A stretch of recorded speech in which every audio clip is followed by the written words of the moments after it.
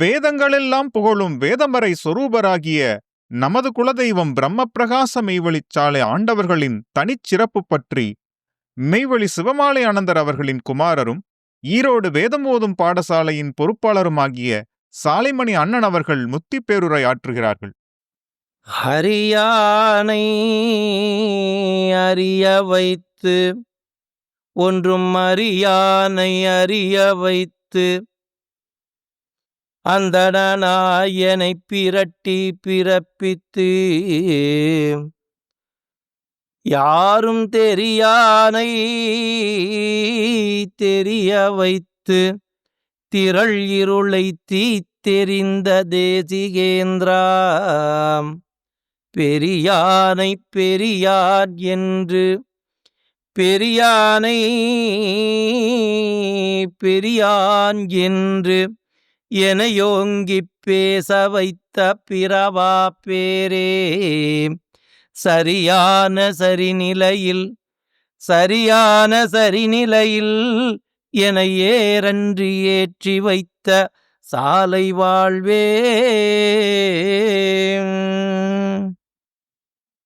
ஊழி பெயத்தெறி கோளறி வாட்கை ஆழிவாள் ஐயர் நமது குலதெய்வம் பிரம்மபிரகாச மெய்வழிச்சாலை ஆண்டவர்களின் பொற்பாதங்களை நமஸ்காரம் செய்து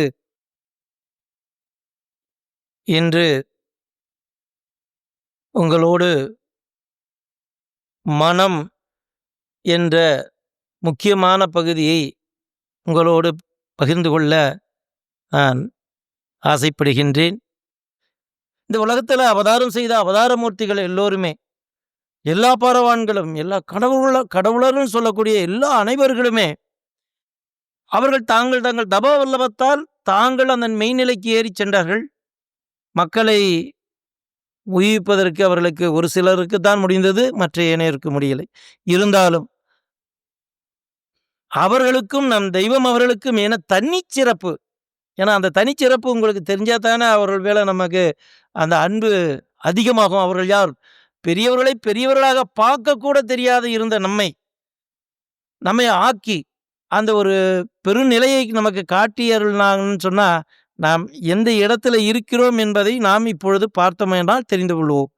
அதாவது பாட்டையர் அவர்கள் குறிப்பிடுகிறார்கள் நமது தெய்வம் அவர்களை நோக்கி, ஏ மகனே, எல்லா வாக்கு வலதும் எல்லா விஞ்சை வரங்களும் பெற்றிருக்கின்ற நீ ஒருவன் அல்லவோ.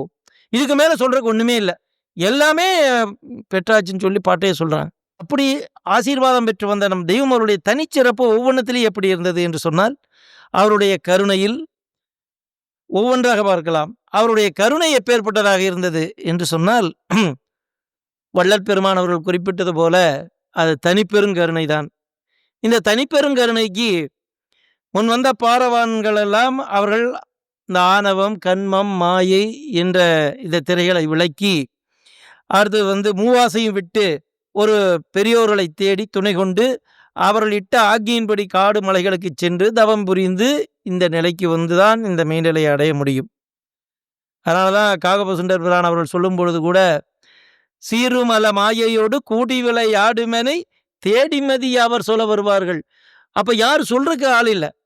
ஆனால் இந்த கருணையாளர் இந்த கலியுகத்தில் அவதாரம் செய்து நரர்களை, அதுவும் துஷ்டர்களை என்று சொல்லலாம், துஷ்டர்களை தேவசிஷ்டர்களாக ஆக்க வேண்டும் என்று சொன்னால் அவர்கள் கருணை கொண்டு வந்து நம் மீது இறக்கப்பட்டு அவரவர்களுக்கு தக்கபடி இறங்கி வந்து என்னங்க அப்படி ஆட்கொண்டு வந்த நம் தெய்வம் அவருடைய அந்த தனிச்சிறப்பு வேறு யாரும் இந்த பெரும் பொறுப்பை யாரும் எடுத்துக்கொள்ளவில்லை.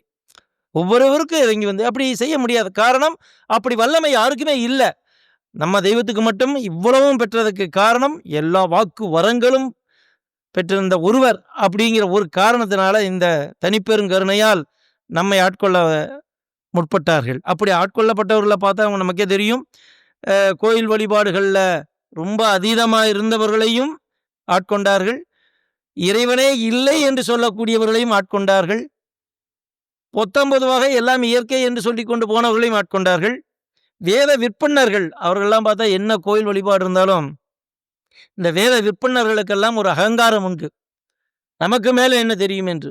அப்பேற்பட்டவர்களையும் ஆட்கொள்கின்றார்கள் என்று தன்னுடைய வேத வாக்கால் தவத்திலையும் குறைஞ்சு வைக்கல. அவங்களுடைய சிறப்பு கருணை மட்டுமல்ல, தவத்திலும் அவருடைய சிறப்பு என்ன என்று பார்த்தால், எல்லா பெரியோர்களும் 12 ஆண்டு காலம் என்று சொல்லிவிட முடியாது. 6 வருடம், 5 வருடம் அவர்களுக்கு தக்கபடி தான் அந்த இதை பெற்று வருகின்றார்கள். சித்தர்கள் என்று சொல்லுகின்றவர்கள் எல்லாம் குறைந்த காலகட்டம் தான்.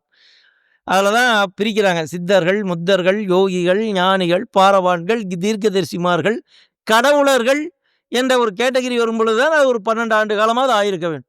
இல்லைன்னா அவங்களாம் கொஞ்சம் கொஞ்சம் காலத்துக்குள்ளேயே தாம் பெற்றதையுமே ஒடியாந்து அந்த நிலையோடு நின்று கொண்டவர்கள். நம்ம தெய்வம் அந்த தவத்தால பெற்ற அந்த தேவாயுதங்கள், அந்த இறை ஆயுதம், அது கணக்கில் அடங்காதது. என்னன்னு சொன்னா, இது எல்லாத்தையும் மிகைக்கக்கூடிய எல்லாம் ஒருங்கு திரண்டு நம் தெய்வம் அவர்கள் பெற்று வருகின்றார்கள். அவர்கள் ஒரு சன்னதம் 2 சன்னதம் பெற்றிருக்கலாம் இல்லையா? அப்படி பெற்றவர்களுக்கும் நம்ம தெய்வத்துக்கு என்ன அந்த தேவாயுதம் வாங்கிட்டு வந்ததுக்கு, இப்போ முருகப்பெருமான் தான் வாங்கிட்டு வந்தாங்க. ஒரு தேவாயுதம் வாங்கிட்டு ஒரு என்ன வேல்ங்கிற ஒரு சன்னதம் பெற்றாங்க. அவங்க என்ன பண்ணுறாங்க, நம்ம சூரபத்மனை அழிக்கிறதுக்கு தான் அதை பயன்படுத்துகிறாங்க இல்லையா?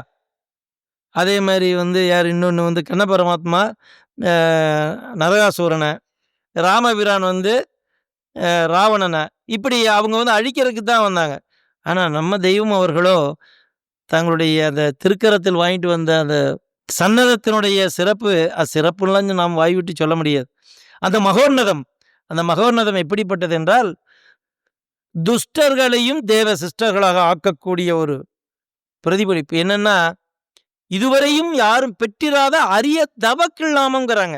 இதுவரைக்கும் யாரும் பெறாத, இதுவரைக்கும் பெற்றதெல்லாம் வேலுங்கிறதும் பெற்றிருக்கிறாங்க, சூலம் பெற்றிருக்காங்க, எல்லாம் பெற்றிருக்காங்க. நம்ம தெய்வத்துக்கும் அந்த இதெல்லாம் வந்திருந்தாலும் எந்த பெரியோர்களும் கெல்லாமங்கிற ஒரு சன்னதத்தை யார் பெறாதனால தான் அரிய தவக்கில்லா, அது அரிய தவம்ங்கிறாங்க. அது அரிய தவக்கில்லாமத்தையும் பெற்று நமக்கெல்லாம் துஷ்டர்களையும் நன்மன சிஸ்டர்களாக ஆக்கி நமக்கு அருள் புரிந்தார்கள்.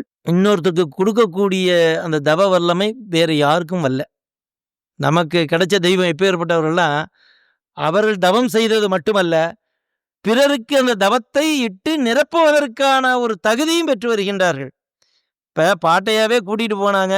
தவத்தில் அந்த மலையில் போய் அமர்ந்திருந்தா சொன்னார்களே தவிர, தாங்கள் இருந்து பண்ண தான் தர்றேன் தவத்தை அப்படின்னு. ஆனால் நம்ம தெய்வமும் எப்படி விற்கின்றார் என்றால், என்ன கருணையாளன் அப்பா, நீ படித்தா தவம், மூல மந்திரம் சொன்னா தவம், வணக்கத்தில் கலந்துக்கிட்டா தவம்ங்கிற சாதாரண வார்த்தை அல்ல.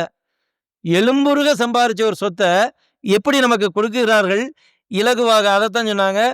நாம் அவ்வுலகத்துக்கெல்லாம் சென்று குருவி சேர்ப்பது, ஒரு தாய் குருவியானது எப்படி வாயில குலைச்சி கொண்டாந்து ஒரு குஞ்சுக்கு ஊட்டுமோ, அதுபோல நாம் அந்த நாட்டிற்கு சென்று அங்கு இருப்பதையெல்லாம் எடுத்துக்கொண்டு உங்களுக்கு அந்த அருளோர அமுதை உங்களுக்கு வாய் மட்டும் தருங்க, நான் உங்கள் வாய் அளவுக்கு மட்டும் நான் போடுறேன், அது கூட பெருசாக போட்டால் நீங்கள் தாங்க மாட்டீங்க அப்படின்னு சொல்லி நமக்கு அளிக்கிறார்கள். மூல மந்திரத்தை எடுத்துக்கிட்டா எல்லா பெரியோர்களுமே ஒவ்வொரு மூல மந்திரத்தை கொண்டாந்தாங்க. அஷ்டாட்சரம், களிமா இல்லையா? ஆனால் நம்ம தெய்வம் கொண்டு வந்ததோ சர்வ மூல மந்திரத்தையும் ஒரு சேர கொண்டு வந்தார்கள். ஏன் என்று சொன்னால், சர்வ சன்னதத்தையும் பெற்ற அவர்கள் எல்லா வல்லமையும் வாக்கும் பெற்றிருந்த காரணத்தால் அவர்கள் சர்வ மூல மந்திரத்தையும் ஒரு மூல மந்திரமாக நமக்கு அளித்துள்ளார்கள். ஏன்னா அந்த மூல மந்திரம் நாம் நினைக்கிறது போல சதுர்யுகம் கோடி கால மக்களிடத்திலும் உள்ள சர்வமூல மந்திர நிரூபிக மகான்மியராயுகவான் சாலை ஆண்டவர்களே முத்திபாலிப்பு வரி என்று நினைத்து விடாதீர்கள். அத்தனையும் தவம். அவர்கள் தவத்தை இட்டு நிரப்பி கொடுத்தது நமக்கு. சும்மா இராது, மூலமந்திரம் சொல்லி கொண்டாவது இரு, அது தவம் என்று சொன்னார்கள். அதெல்லாம் கருணையில பார்த்தீங்கன்னா தனிப்பெருங்கருணை, ஏகநாயகனாக வர்றார்கள். நமக்கு தவத்தில் எடுத்துக்கிட்டிங்கன்னா தன்னிகரற்ற தவத்தை செய்து வருகின்றார்கள். தன்னிகரற்றதுன்னா என்னங்க? அதுக்கப்புறம் எதுவுமே இல்லை. தன்னிகரற்ற தவம் செய்து நமக்கு அருள்வாளிக்கின்றார்கள். சன்னதத்தில் எடுத்துக்கிட்டா சர்வ சன்னதங்களையும் பெற்று வருகின்றார்கள். மூல மந்திரம் எடுத்துக்கொண்டாலும் சர்வ மூல மந்திரத்தையும் கை கொண்டு வருகின்றார்கள். இப்படி அனைத்தையும் ஒரு சேர கை கொண்டு வந்தவர்கள் அல்லவா நம் தெய்வம். அப்படி வந்தவங்க அவங்களுடைய தனிச்சிறப்பு இதெல்லாம் சாதாரணமானதல்ல. எந்த ஒரு பெரியோர்களும் மகான்களும் அப்படி தனித்தனியாக சொல்லிவிட முடியாது. இது ஒருங்கு திரண்டு வந்தார்கள். மனதின் இயல்பு எப்படிப்பட்டது என்பதை முன்வந்த மகத்துக்கள் குறிப்பிட்டுள்ளதை பகிர்ந்து கொள்கிறார்கள். மனம், இந்த மனதை எப்படி சரியாக பயன்படுத்தி கொண்டால், மனத்தை வச்சுதான் போக முடியும். மனம் நல்லதுக்கும் கொண்டு போகும், கெட்டதுக்கும் கொண்டு போறதுக்கு இருக்கு. ஆனா, பெரும்பாலும் அது எங்கே கொண்டு போகும் என்றால், கெடுதிக்கு மட்டுமே கொண்டு போகக்கூடியது மனம். அப்பேற்பட்ட மனதை 2ஆக பிரித்து நாம் பார்க்கப் போகின்றோம். ஒன்று, முதல்ல மனதை நாம் எப்படி வைத்து நடக்க வேண்டும் என்பதை நமக்கு தெய்வம் அருளியுள்ளார்கள். பிறகு அவர்கள் எப்படி மனதை ஆட்கொண்டு வெற்றி கண்டார்கள். நாம இப்ப இங்க பேசிக்கிட்டு இருப்போம், நினைச்சுக்கிட்டு இருப்போம், எண்ணம் வந்து வேற எங்கேயும் ஓடிருதா இல்லையா? மனம் பாய்ஞ்சிருதே இல்லையா? அதனால தான் சொன்னாங்க, எண்ணம் பல கோடியதாய் விரிந்தே மன்னும் பல உயிர்களெல்லாம் நமன் வாய். யமனுடைய வாயில போய் சிக்கிறது. யமனிடம் கொண்டு போய் சேர்க்கக்கூடிய அந்த மனத்தை ஒவ்வொரு மகத்துக்களும் கண்டும் பயப்படுறாங்க. எப்படி பயப்படுறாங்க? அதாவது அவை பிராட்டியார் குறிப்பிடும் பொழுது, மனம் போன போக்கெல்லாம் போயிடாதீங்க, வேண்டாம். மனம் போன போக்கெல்லாம் போக வேண்டாம். வேற எதையும் அவங்க சொல்லலையே. அவங்க அனுபவத்துல தானே அந்த ஒரு வார்த்தையை அப்படியே எடுத்த மாதிரி வைக்கிறாங்க. அதே மாதிரி அலைவாய்ந்து கொண்டிருக்கின்ற இந்த மனதை மாணிக்க வாசக பெருமான் அவர்கள் தங்களுடைய திருவாசகத்தில் குறிப்பிடும் பொழுது, அலையாதிரு மனமே இல்லையா? நீ அலைபாய்ந்து கொண்டிருக்கின்ற இந்த மனதை அலைபாயாதிரு மனமேன்னு சொல்லிட்டு தான் அந்த இறைவனை கண்டபின் அந்த மாணிக்க வாசக பெருமான் சாதாரணமாக கோயில் வழிபாடுகளில் இருந்து கொண்டிருந்தவர்கள் தான். அதை பெற்றதும் அந்த குருபெருமான் மூலமாக அந்த இறை தரிசனம் பெற்றதும் அவர் குறிப்பிடும் பொழுது, சுழியாகிய முனை கண்டபின் உற்றார் உறவற்றார். அந்த இறைவனை இன்னார்னு கண்டதுக்கு அப்புறம் உற்றார் யாரு? இந்த சொந்த பந்த அத்தனையும் உறவு அற்றாருனாரு. முதல்ல எடுத்ததுமே பாருங்க. ஏன்னா எது வந்து தடுக்கணும் தெரியும். சூதும் பல பொய் பேசிய தொழிலும் பிற கிற்றாயின்னு சொல்லிட்டே வர்றாங்க. நிறைய அது மாதிரி வருது. அதுல வழியாகிய துறை கண்டபின் அனுஷ்டானமும் மற்றாய். என்னன்னா, அனுஷ்டானம் அவங்க வந்து எத்தனையோ பண்ணிக்கிட்டான். ஆனா வழி இதுதான் அப்படின்னு தெரிஞ்சு அந்த துறையை கண்டதுக்கு அப்புறம் என்ன பண்றாங்க? அந்த அனுஷ்டானமும் அற்றாய். அப்புறம் விடியாகிய மலர் கண்டபின் உயர் அர்ச்சனை உற்றாய். எதை நான் தெரிஞ்சுட்டனோ இந்த அர்ச்சனையை நான் விட்டுட்டேன், உயர் அர்ச்சனைக்கு நான் போயிட்டேன் அப்படின்னு சொல்லிட்டு, அழியாப்பதி குடியேறி அச்சம் பலவற்றாய். ஏன்னா அழியாப்பதி குடியேறியாச்சு. யமனச்சமோ மற்றதோ அவர்களுக்கு இல்லை. அதனால அச்சம் பலவற்றாய் அப்படின்னு சொல்லிட்டு, யார் ஒப்பவர், இந்த நிலைக்கு யார் ஒப்பவர் அப்படின்னு சொல்லிட்டு, நிலையுற்றவர் அவங்க ஒருத்தர் தான், நிலையுற்றவர். நீ அதனால அலையாதிரு மனமே என்று மனதிற்கு ஒரு எச்சரிக்கை கொடுக்கின்றார்கள். அதே மாதிரி பாம்பாட்டி சித்தர் அவர்களும் ஒரு பாடலில் குறிப்பிடும் பொழுது, அந்த ஆதியை அறிந்த பின்பு, ஆதியை இன்னார் என்று அறிந்த பின்பு, அவர்கள் குறிப்பிடுவதே ஆதி இன்னார் தெரியாத வரைக்கும் வேற, ஆதியை இன்னார் என்று அறிந்த பின்பு அவர்கள் பால் முழுமன அன்பு வைக்க விடாமல் தடுப்பது மனம். வைக்க விடாது, ஏதோ ஒரு காரணம் சொல்லும் மனம் அப்படின்னு சொல்லிட்டு பாம்பாட்டி சித்தர் ஒரு பாடலை கொடுக்குறப்ப, அண்டபிண்டம் தந்த எங்கள் ஆதி தேவனை அகலாமலே நினைந்து அன்புடன் பணித்துங்கிறார். எண்டிசையும் புகழ்ந்திட ஏற்றி ஏற்றியே ஏகமனமாக நாடி ஆடுவாம்பே. மனதிற்கு அந்த இது சொல்றாங்க. அதுபோல இந்த மெய்யில இருக்க ஒட்டாமல் இந்த மனம் என்ன பண்ணும் அப்படின்னு சொன்னா, இவனை வந்து வஞ்சமா மாத்திக்கிட்டே போகுமா. அது அகப்பை சித்தர் மிக அழகாக ஒரு வரியை சொல்றார். எப்படின்னு சொன்னா, நெஞ்சமே அலையாதே அகப்பே நீ ஒன்றும் சொல்லாதே, நீ கொஞ்சம் அமைதியா இருந்தா போது, நீ தான் அறிவுரை அடிக்கடி சொல்லி சொல்லி வெளியே கூட்டிட்டு போயிடுறே, நீ எதையாவது சொல்லி கொண்டு போறே. இந்த மனமானது ஒரு நிலையை அடைந்து கொண்டால் என்னென்னலாம் செய்ய தேவையில்லைங்கிறார். மனமது செம்மையானால் மந்திரம் ஜெபிக்க வேண்டாம். அப்போ மூல மந்திரம் ஜெபிக்க தேவையில்லையானா நீ மனமது செம்மையாகணுமே. மனமது செம்மையானால் மந்திரம் ஜெபிக்க தேவையில்லை. ஏன்னா அது ஈசனோடு கூடிவிடும். அந்த மனது அவ்வளோ அழுகு படிந்திருக்கிறது. அதான் மனமது செம்மையானால் மந்திரம் ஜெபிக்க வேண்டாம். மனமது செம்மையானால் வாயுவை உயர்த்த வேண்டாம், வாசியை அடக்க வேண்டாம், மூச்சு பயிற்சி செய்கிறான் அதெல்லாம் தேவையே இல்லை. மனமது செம்மையானா போதும். மனமது செம்மையானால் மந்திரமும் செம்மையினர். ஆகவே இந்த மனதிற்கு எல்லா பெரியோர்களும் ஒரு இக்கட்டு சொல்லியே வர்றாங்க. மெய்ப்பாதையில் நடந்து வரும் நாம் மனதை ஜாக்கிரதையாக வழிநடத்த வேண்டும் என்றும், நம் தெய்வம் அவர்கள் எப்படி மனதை வழிநடத்தினார்கள் என்பதை மான்மிய பகுதியிலிருந்து பகிர்ந்து கொள்கிறார்கள். அப்படிப்பட்ட அந்த மக்களுக்கு கூட ஒரு வார்த்தை சொல்லி தேத்தி கொண்டு வராங்க நம்ம தெய்வம். எப்படின்னா, இப்படி போய் நீ மாட்டிக்குவியாப்பா, அதனால தான் சொல்கிறாங்க, மயங்காதிரு மனமே. இந்த மனதுக்கு சொல்கிறாங்க, நீ மயங்காதே. மயிர் பாலம் கடத்தும் குருநாதர் உனக்கு அருகில் இருக்கிறாங்க. நீ எங்கேயாவது மயங்கி ஆக இது விட்டா அது போமா, அது போமா நீ தாவி, இந்த குரங்கு மனமானது தாவி தாவி வேற பக்கம் கொண்டு போய் வீணடிச்சிரும். நம்ம எவ்வளவு ஜாக்கிரதையா இந்த மனதுக்கு சொல்றோம், மயங்காதிரு மனமே. இப்படியெல்லாம் நமக்கு எச்சரிக்கை கொடுத்த நம்ம தெய்வம், அவங்க எப்படி மனதை தன்னுடைய குருகொண்டல் தாயக தவமணி தனியமணி பிரானை சந்திப்பதற்கு முன்னாடி அவங்களுடைய மனம் எப்படி இருந்தது என்று சொன்னால், அவங்களும் மனம் போன போக்கில் போய் 12 சாமியார்கிட்ட ஏமாறுறாங்க இல்லையா? காய் காய் என்றேன், காய்ந்தேன் அறியேன், பாய் பாய் என்றார், பாய்ந்தேன் அறியேன், அவரும் அறியார், நானும் அறியேன், இப்படி எல்லாம் தாம் மனதின் வழியாக போய் அங்கே என்னென்னமோ அலைஞ்சு பார்க்குறாங்க. கடைசியாக ஒரு முடிவுக்கு வர்றாங்க. இதெல்லாம் முடியல அவனால, இதெல்லாம் பொய்ன்னு தெரியுது. கடைசியாக என்ன பண்ணிடுறாங்க, அந்த யோகாஷ்ட நிலையில இருந்து இனிமே இதுதான், இதுக்கு மேலே தேவையில்லை, இதுதான் அப்படின்னு ஒரு முடிவுக்கு அவங்க அமர்ந்திருக்கும் பொழுதுதான் பாட்டையர் அவர்கள் அந்த நேரம் பார்த்து அவர்களை சந்திக்க வருகின்றார்கள். அதாவது ஒரு மனச்சாய்வாயிட்டாங்க அவங்க. இனிமே சலிப்பு விட்டுட்டாங்க. இனி எங்கே போய் ஏமாற வேண்டாம், நாமளே இதை முயற்சி கொண்டு நாம் இறைவனை அடைஞ்சிக்கலான்னு ஒரு இடத்துக்கு வந்துட்டாங்க. அந்த நேரம் தான் நம்மளுடைய தனிகைமணி பிரான் அவர்களை சந்திக்கின்றார்கள். அவர்கள் தனக்கென விதித்திருந்த குரு பெருமான் தெரிஞ்சதையும் அவங்க கூடவே புறப்படுறாங்க. அப்படி புறப்படும் பொழுது நடக்கிறதான் மனதனுடைய வல்லமை, மனதனுடைய வலிமை, வீரம் எல்லாம் எங்க செறிந்திருக்கிறது என்று நாம் இப்போ அந்த பகுதியை பார்க்க இருக்கிறோம். இவங்க தான் குரு பெருமான்னு கன்ஃபார்ம் பண்ணிட்டாங்க. இவங்க தான் இனி இல்லை அப்படின்னு தெரிஞ்சதையும் அந்த மனதை குருகொண்டல் மேல் சாய்த்து கொண்டார்கள். சாய்த்து கொண்டதனால் அவர்கள் பெற்ற லாபம் என்ன, அவர்கள் அடைந்த ஒரு கஷ்டங்கள் என்ன, ரெண்டுமே பார்க்கணும். அப்படின்னா ஒன்று, அவர்களை அடைந்து அவர்கள் தான் அவங்க மனதை அதில் ஊனி நின்னாங்க. ஊனி நின்னதையும் அவங்க அப்போ எந்த அளவுக்கு ஊனி இருக்கணுங்கிறத நீங்கள் ஆழ்ந்து பார்க்கணும். பிரசங்கம் சொல்லிட்டு போகிறதில்ல, அவங்க எந்த அளவுக்கு ஊனி நின்னாங்க. இற்றைனம் பொருள் பேர் வாழ்வும் இறந்தன இனி நான் வல்லேன்.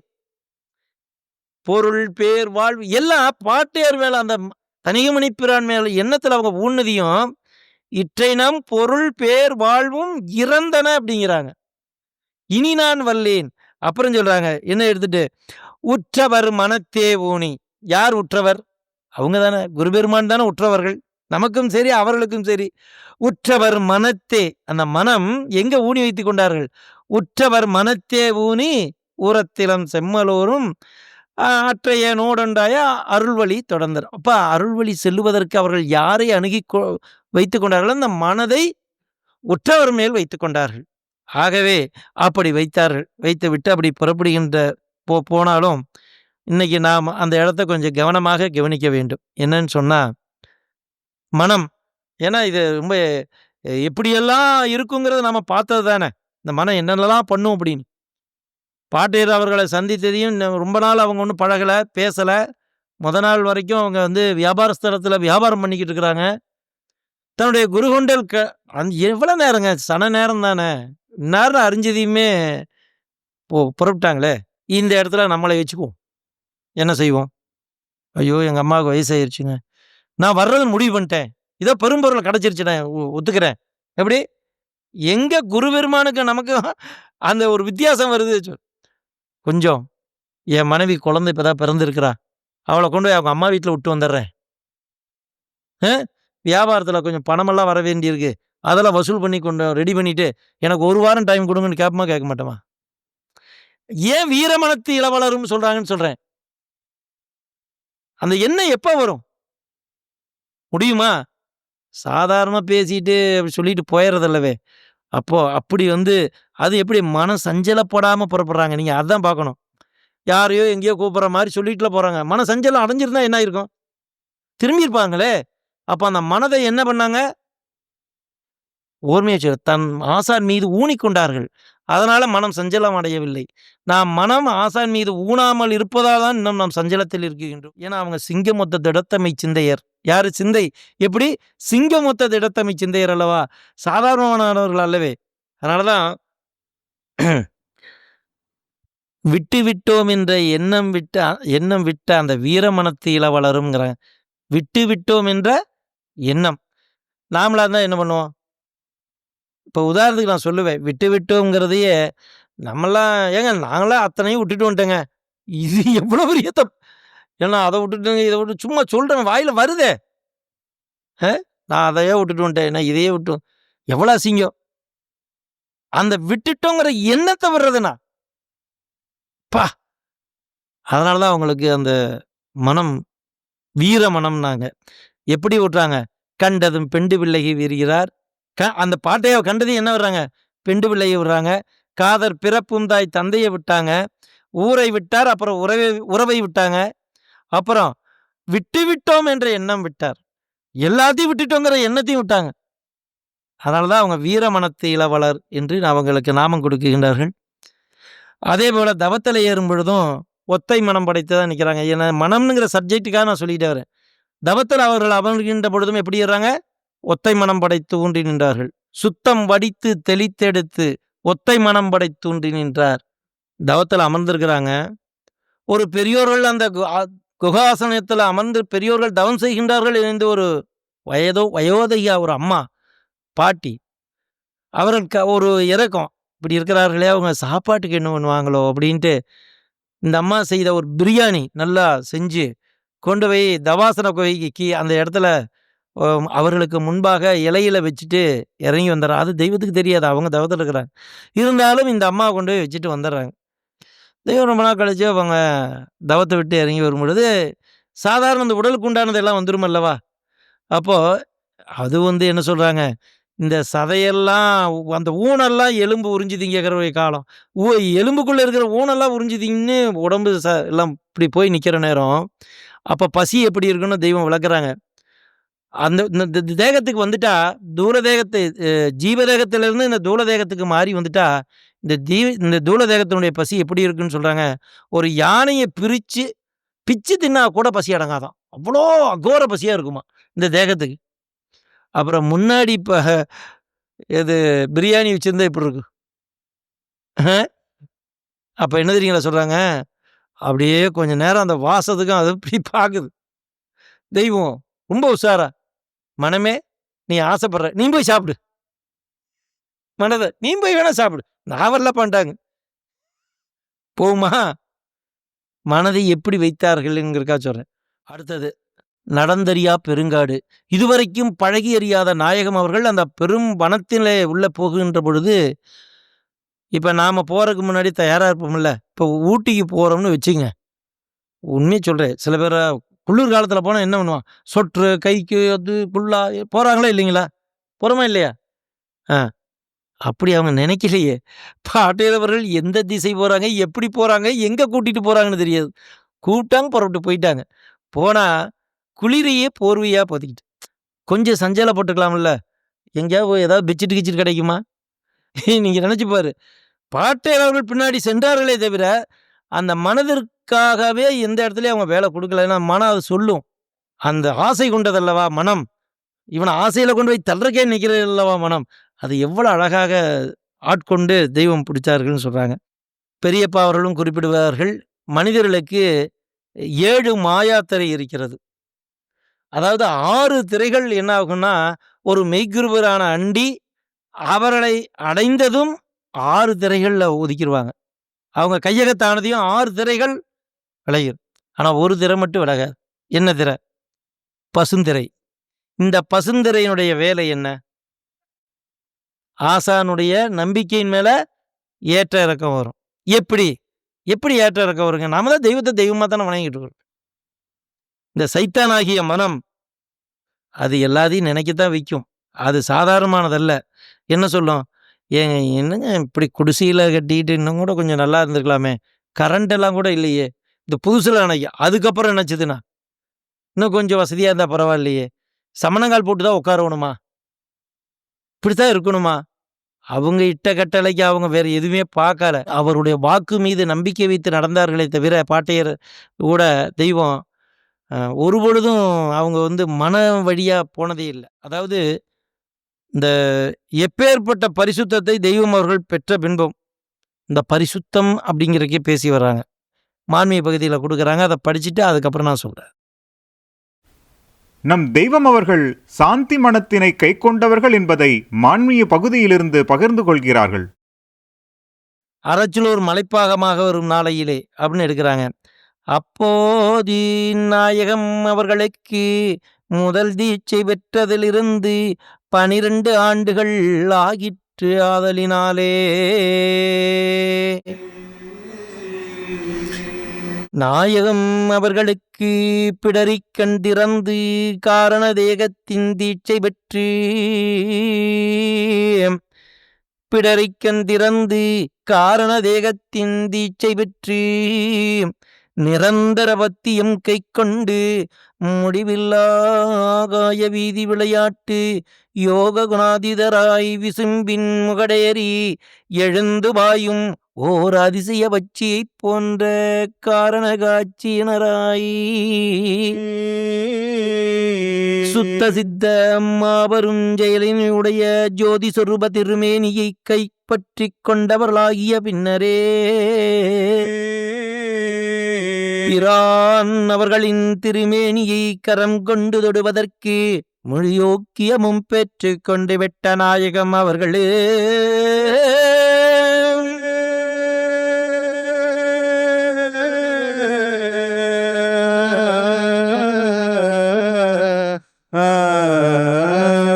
தன்னுடைய குருபெருமான அவங்க திருமேனியை தொடுவதற்கு எவ்வளவு காலமாகி அப்போ அது அவ்வளோ காலம் அந்த மனதை பரிசுத்தம் ஆக்கியிருப்பார்கள் அல்லவா? 12 ஆண்டு காலமும் சும்மா ஆயிட முடியாது.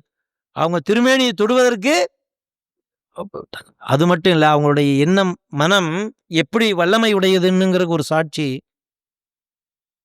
இப்போ நீங்கள் நினைக்கிறத நான் சொல்ல முடியுமா? நீங்கள் ஒன்று நினைக்கிறீங்கன்னு நான் சொல்ல முடியுமா? இல்லை நான் நினைக்கிறத நீங்கள் சொல்ல முடியுமா? ஆனால் ஒரு இடத்துல சொல்லிட்டுன்னு வச்சுங்க, ஏங்க நானும் அதைத்தான் நினைச்சேன் அப்படின்னு சொல்கிறோமா இல்லையா? ஒரு ஆச்சரியமாக நினைக்கிறோமா இல்லையா அந்த வார்த்தையை? அது எப்போனா ஒன்றிணைந்து நினைந்து கொண்டு வருகின்ற பொழுது அந்த வார்த்தை வரும். 2 பேரும் அந்த ஒரு லயத்தில் இருக்கும் பொழுது அந்த எண்ணம் வரும் இல்லையா? அதுபோல பாட்டியர்கள் கூடவே சென்றார்களே தவிர தனக்கு ஒரு எண்ணமோ தனக்குன்னு ஒரு பாங்கோ எதுவும் தெய்வத்துக்கு இல்லை. அப்படி போய்கொண்டிருக்கின்ற பொழுது பாட்டியர் அவர்கள் சொல்ல நினைக்கின்ற பொழுது அதை அவர்கள் வாய்விட்டு சொன்னதாக செவியில கேட்ட மாதிரி இவங்க எடுத்து உரைப்பு. யாரு? நம்ம தெய்வம். எப்படி இருக்கும்? அவங்க சொன்னதை காதுல கேட்டுட்டு திரும்ப சொன்ன மாதிரி சொல்லுவார்களாம். அதுக்கு அந்த இதுக்கு சொல்லி வர்றாங்க பாருங்க. தங்கள் மடாலய ஜடாமுடி ஜடாபரணராகிய, என்ன அழகு! தங்களுடைய குருபெருமானை எப்படி வர்ணிக்கிறாங்க? தங்கள் மடாலய ஜடாமுடி. பாட்டையரவர்களும் அந்த ஜடாமுடியோட கோலத்தோட தான் இருக்கிறாங்க. அதுக்குதான் குறிப்பிடுறாங்க. தங்கள் மடாலய ஜடாமுடி முத்தடாபரணராகிய குருதிலகம் அவர்களின் எல்லாம் அறிந்த வல்லாள உள்ளத்திலே உதிக்கின்ற எண்ணத்தினை நாவிலெடுத்து வாய்கொண்டு கூறுவதற்கு முன்னரே நாவு கொண்டு உரைத்ததற்கு இலக்காக நின்று செவியுற்று கேட்டவர்களைப் போல அறிகின்ற அறிவானது முன்னின்று துளங்கும் சாந்தி மனத்தினை உடையவர்களாகினார்களே.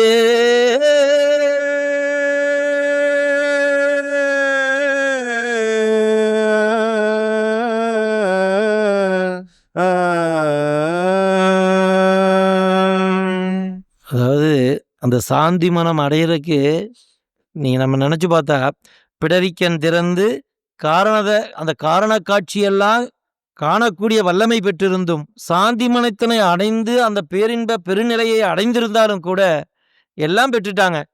இன்னும் அவங்களை தொடுவதற்கு யோக்கியதை பெற்றவே எல்லாமே வந்துருச்சே, கைகூடிருச்சே.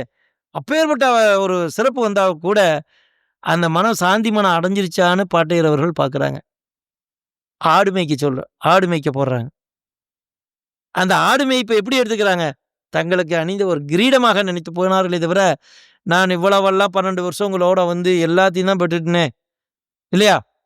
போய் ஆடு மேய்க்க சொல்றாங்களே, என்ன ஆகும்? அந்த மனம் அப்படி நினைச்சா என்ன ஆகும்? நீங்க அந்த இடம் அந்த சாந்தி மனம் வந்ததுக்கு அப்புறம் தான் ஆடு மேய்க்க போறோம். அப்போ என்ன ஆகுது? இந்த மனம்ங்கிற வார்த்தைக்கு அங்கே இடம் கொடுக்காமையே பாட்டு நம்ம தெய்வம் கொண்டு போகிறாங்க. ஏன்னா இது காமிச்சிருமில்ல. இப்போ நாமளாக இருந்தால் என்ன நினைப்போம்? ஏன்னாப்போ இப்போ ஒரு பெரிய ஒரு கோடீஸ்வரர் இருக்கிறார், அவரை கொண்டு போய் டிச்சு தண்டருக்கு போடுற இடம் மாதிரி போட்டோம்னா அவனுக்கு கோவம் வருமா வராதா? அது மாதிரி பாட்டையாட்ட எல்லாமே அறிஞ்சு எல்லாம் தெரிஞ்சு ஒரு பெரிய இடத்துல நிற்கிறாங்க. அவங்க போய் ஆடு மேய் அப்படின்னா அதை தங்களுக்கு எப்படி எடுத்துக்கிட்டாங்க? தங்களுக்கு கிடைத்த கிரீடமாக நினைத்து கொண்டு செல்கின்றார்கள். அது அப்புறம் சொல்றாங்க, இதுவரைக்கும் யாரும் செய்யாத அந்த தவத்தை செய்ய சொல்லி ஆர்டர் போடுறாங்க. போய் திருப்பரங்குன்ற மலையில கூறிவிட்ட குறிப்பின் குகையில போய் நீ இப்படி உட்கார்ந்து அமர்ந்து கிபிலா திசையை நோக்கி நீ தவம் இருப்பா அப்படின்னு எங்க சொல்றாங்க சொல்லுங்க? எங்க சொன்னாங்க அந்த வாக்க? ஆடு மேய்த்து முடிந்தது. இப்ப புறப்படணும். விருதுநகர்ல சொல்றாங்க. விருதுநகருக்கும் இப்ப இருக்கிற திருப்பரங்குன்றத்துக்கு எத்தனை கிலோமீட்டர் இருக்கும்? சுமாரா சொல்லுங்களேன். 100 கிலோமீட்டர்ல சாதாரண வரும். நீங்க வேணா போய் பாருங்க. இந்த 100 கிலோமீட்டருக்கும் முன்னாடி இப்ப நான் சொல்றேன், அந்தியூர்ல ஒரு மலை இருக்கு. அந்த இடத்துல போய் இப்ப நீ உட்காருப்பான்னு உனக்கு ஏதாவது தெரியுமா கண்ணு? இன்னைக்காவது மேப் போட்டுக்கிட்டு போயிடுறீங்க. அன்னைக்கு என்ன இருந்தது? ஒரு அடையாளம் சொன்னாங்க. அந்த திசையில இந்த திருப்பரங்குன்றம் மலை இருக்கு. அதுக்கு மேல வந்து இப்படி உள்சுனை, மேல் சுனையெல்லாம் இருக்கப்பா. அங்க ஒரு தவாசன குகை இருக்கு. நீ அங்க போய் தவம் இரு. அதுக்கு மேல வந்து நம்ம யார் சில்கந்தர் துர்கனினுடைய ஜீவசமாதி ஸ்தலம் இருக்குன்னு சொல்லி அனுப்புறாங்க. இவ்வளவுதான் சொன்னாங்க. ஆனா எப்படி புறப்படுறாங்கன்னா, நம்ம தெய்வம் கட்டளைய சிரமேற்றாக்கிட்டாங்க. சொல்லி உத்தரவு வந்துருச்சே. வேற எதுவும் அவங்க சொல்லல. எந்த இடம் போறது நாமளா தானே நீங்க கூட வரக்கூடாதா? இல்ல நீங்க ஏதாவது அதுவரைக்கும் வந்து சொல்லக்கூடாதா? எனக்கு எங்கேன்னு தெரியாதே. உத்தரவிட்டதையுமே அப்படியே புறப்படுறாங்க. தனிமையாக வழி துணை இன்றியே தானெடுந்தூரம் காடு கரைகளும். அது எப்படிப்பட்ட இடங்கிறாங்க? எல்லாமே வந்து கருவேலாங்காடுங்கிறாங்க.